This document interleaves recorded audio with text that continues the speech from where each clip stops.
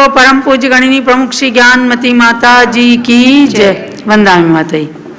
तो इसमें पंचम अध्याय यानी 5वां चैप्टर चल रहा है, जो शिक्षा व्रतों में प्रोषधोपवास नाम के भेद का वर्णन करने वाला है।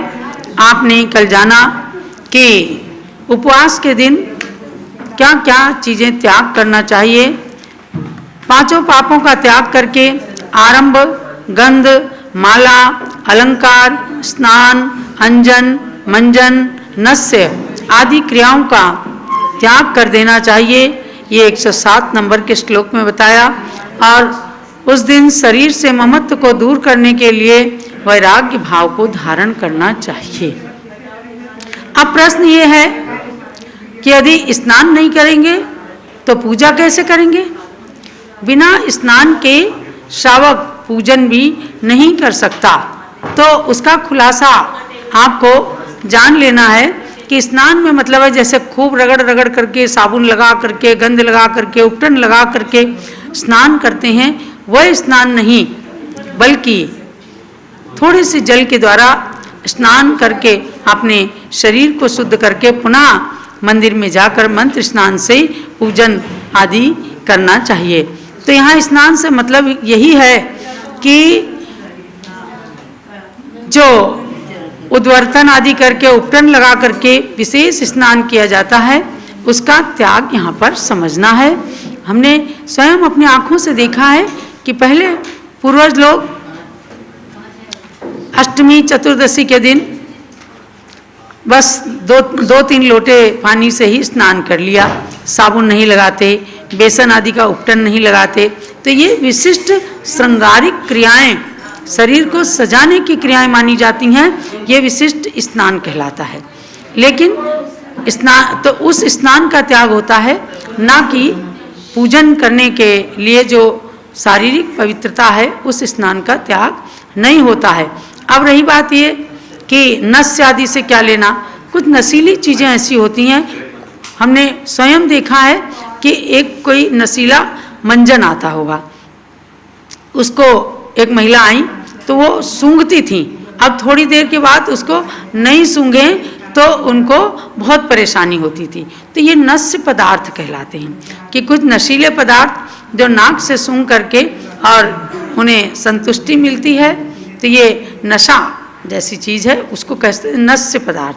तो उस नस्य पदार्थ का भी इन दिनों में त्याग करना, अर्थात ये सब इंद्रियों का निग्रह करने के लिए, आशाओं को रोकने के लिए और विशेष रूप से मन को अनुशासित करने के लिए बताया गया है।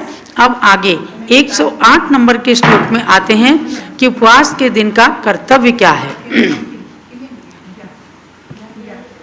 हाँ, धर्मामृतं सतृष्णः, धर्मामृतं सतृष्णः, श्रवणाभ्यां पिबतु पायये द्वान्यान्, श्रवणाभ्यां पिबतु पायये द्वायान्, ज्ञानध्यान परो वा, ज्ञानध्यान परो वा, भवतु उपवसन्नतन्द्रालुः, भवतु उपवसन्नतन्द्रालुः, उपवास दिवस आलस्य रहित होकर शास्त्रों का पठन करे, उत्कंठित हो धर्मामृत को निज कर्णों से भी पान करे, पर को भी धर्म सुधार सिखा, उस दिन वह पान करा देवे, बस ज्ञान ध्यान में तत्पर हो, उपवास सफल निज कर लेवे।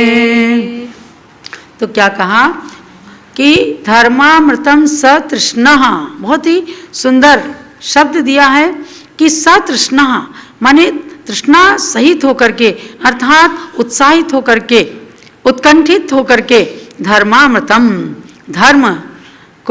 धर्म का पान करें, धर्म से समन्वित होकर के, यानी कि धार्मिक क्रियाओं में एकदम उत्कंठित होकर के भाग लेवें, क्योंकि उपवास है। उपवास का मतलब ही है आत्मा के निकट वास करना। तो जब धार्मिक क्रियाओं में उत्साह रहेगा तभी ऐसी क्रियाएं संपन्न हो सकती हैं। तो क्या करें, उत्कंठित होकर के उपवास करने वाले व्यक्ति कि श्रवणाभ्याम दोनों कानों से धर्मामृतम धर्म रूपी अमृत को पिबतु पीवें। कान से भी पिया जाता है, मुख से पिया जाता है, पर शब्दों को कान से पिया जाता है। शब्द हुए अमृत और उनको कान से पीना मतलब कान से सुनना है। यानी धर्मामृत का पान करें और अन्यान पाइए तो दूसरे को भी धर्मामृत का पान करावें, अर्थात धार्मिक कथा में ही दिन रात व्यतीत करें। क्योंकि एक दिन तो मन से उपवास किया जाता है, तो उस दिन ऐसा कार्य करें कि पूरा दिन केवल कर्म की निर्जरा हो और धर्म का पान करते रहें। अथवा अतंद्रालु, अतंद्रालु माने आलस्य रहित निष्प्रमादी होकर के ज्ञान ध्यान परहा भवतु, ज्ञान और ध्यान में तत्पर हो जाएं। ये प्रोत्साहोपवास का प्रकरण चल रहा है।